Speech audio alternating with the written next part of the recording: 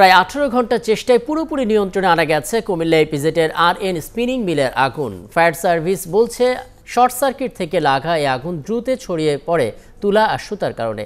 আর এই ঘটনার তদন্তে ইপিজেড এবং জেলা প্রশাসনের পক্ষ থেকে আলাদা দুটি তদন্ত কমিটি গঠন করা হয়েছে। কুমিল্লা থেকে এনামুল হকের তথ্য এবং ছবিতে বিস্তারিত। সোমবার রাত 9:15টায় লাগা আগুনের তীব্রতা যখন বাড়তে থাকে তখন একে একে যোগ দেয় ফায়ার সার্ভিসের 10টি ইউনিট।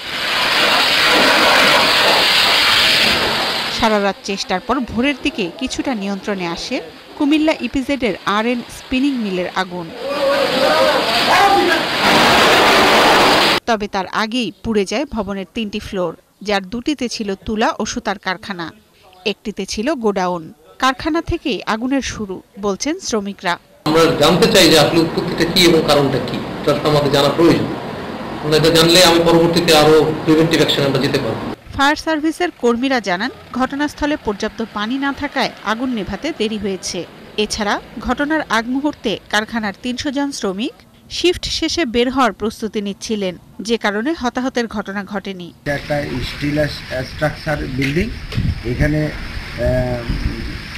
আগুনটা একদম ভালোভাবে নির্বাপন করতে অনেক সময় ওই যে টিনের স্ট্রাকচারগুলো উলটপালট করতে হয়। এদিকে এই অগ্নিকাণ্ডের কারণে কর্মহীন হওয়ার আশঙ্কায় কারখানার 1296 জন শ্রমিক। বেতন দেওয়ার কথা ছিল কালকে, তো আজকে সকালে বলে দিচ্ছে যে আমাদের বেতন কালকে দেওয়া হবে বিকাল 3টার দিকে।